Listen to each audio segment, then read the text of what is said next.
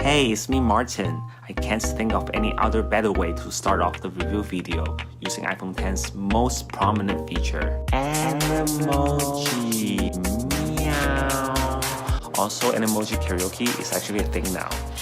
We are the crowd, we are coming out. Got my fashions is true. Need that picture of you is so magic. Darling, I will be loving you till we're 17.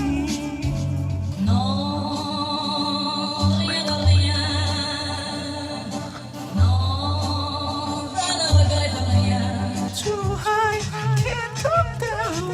Losing my hands, spinning round and round. Do you feel me? 难以忘记初次见你，你一双迷人的眼睛。明年嘅人必要再失眠，床褥都改變。如果有幸會面，或在同你嘅 whistle like a missile, bomb bomb. Every time I show up, blow up. Okay, let's be serious. Let's take a look at the new iPhone X. Remember that this video focused more on the user experience rather than the technical details. Everything is my own personal experience and is intended for you as a reference to make the best purchasing decision. So 10 years ago, Apple released the original iPhone. Apple is now saying it's reimagining what iPhone will be in the next 10 years. The physical buttons, holes are being removed to create a wireless, futuristic device. A large group of people are complaining that there's no home button on the phone. Competitors teasing that there's no headphone jack. For me, I actually think they're innovating too slow. Ever since the release of iPhone 6, 6S, 7, and 8 follow the same design, while other guys such as Samsung changes on a yearly basis. But this is the Apple I know of. They do stuff on their own pace. People should not be paying so much attention to the notch on the top screen because your eyes and brain will immediately ignore it after a week. Seeing it in picture and using it in real life is two different things. On the other side, actually the screen ratio and the blank space at the bottom bother me more than I expected. Playing video, zoom in looks nice but very not used to it. The YouTube app supports the ratio but content gets cut out very easily. As the people in the TV industry know, do not put important information at the border of the commercial. And this whole situation reminds me of the iPhone 4 when it was upgrading to the iPhone 5, when the screen was growing longer for the first time. So it's funny how after so many years, Apple is growing long again. Apps might slowly adapt to the new screen size and slowly improving the user experience. However, the True Tone display is truly amazing and so comfortable to look at. I have no idea how it survived without it before. What it does is adjust the color temperature of screen according to your surrounding light. Anyways, it's just amazing. Honestly, I thought the custom-made OLED screen would impress me way more than it is now. Maybe the older gen's LCD display were good enough. I really like Apple's color management. As a video editor, I often use this accurate display to review my video work for accuracy of the colors. I wouldn't do so on a Samsung phone display, as it's too vivid. It's almost like music engineer using beats for mixing audios. Holding the phone in the hand, the size feels more like regular iPhone 6, 7, or 8. Compared to a Plus, this is a lot smaller in the hand, which is perfect for someone with smaller hands and Asians. You are actually holding the whole screen in the hand. Compared to Samsung, which curved the display to make it edgeless, Apple's approach is different. You can still see the bezel as it goes around the screen's display. When using the phone, I'm also being constantly reminded that this is a new generation of smartphone display. They don't go by straight lines, 16:9 ratios anymore. Corners are rounded now, the shape is really tall. And the top can look whatever they want. They don't go by the traditional rules anymore, but evolving and adapting to the ease of use for users. Given the fact that I love to learn new things, I was about 60 to 70% familiar with the new gesture interface on the first day.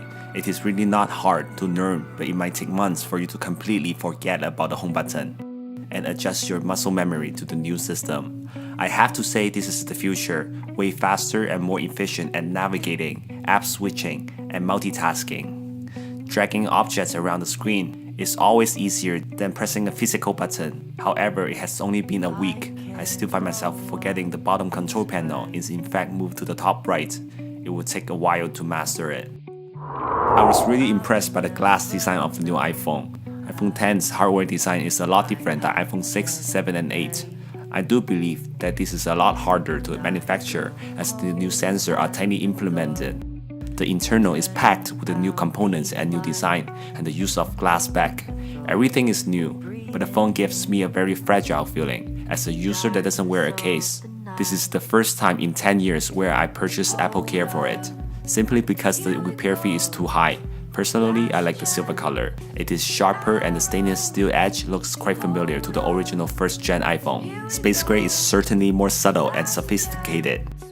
Personally, I don't think this is the important new feature, but more as a design adjustment in exchange for a new display. It is only a good and successful feature when it is natural and subtle. When you don't notice, it's here. Fortunately, the setup was super simple and it works well mostly. I'll give it a high score for first-gen technology as the verification process is way more complicated than the fingerprint Touch ID. I would say 80% of the time it works. When it doesn't work, the passcode prompts out immediately and it's no big deal. It works in the dark. However, under certain lighting, it affects the Face ID sensor to detect your face correctly. One other thing is that it hides the message notification and lock screen until you look at it, which is not convenient when you're just glaring at the side. Also, it's harder to drive and text now, since you have to look at it to unlock the screen, which is certainly a better thing. I heard it also learns your face from time to time. It's not perfect yet, but workable.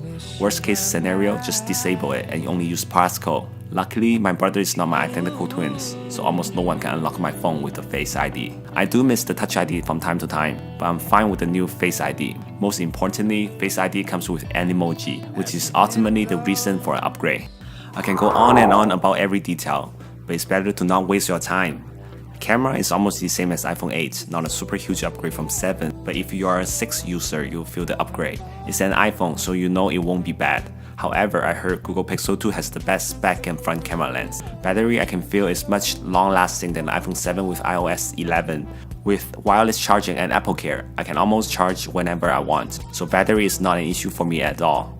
Speakers, same as iPhone 8, you can hear a noticeable difference in the audio quality as it sounds louder and much more solid. So now we come to the final question, is it worth to get an iPhone 10? First of all, the question here should be, are you ready for an iPhone 10? This is the flagship iPhone, but it doesn't mean that you need it. Are you a fast learner that adapts to new system very quickly? And also, is your bank account ready for it? Apple is very good at marketing. The baseline model 64GB doesn't have enough storage for a normal young user these days. So ideally, buyers are pushed to buy the top model of 256GB. When you're already investing so much, it makes sense to buy the Apple Care insurance. Is it worth it? I don't think so. But I do have many reasons to justify my purchase so I can sleep better at night. Number 1. Smartphone these days is the most intimate device that you use every day. Let's say ideally you can use it for 2 years. Each day it rounds up to $2.36. I would invest the most to the phone rather than an iPad or laptop.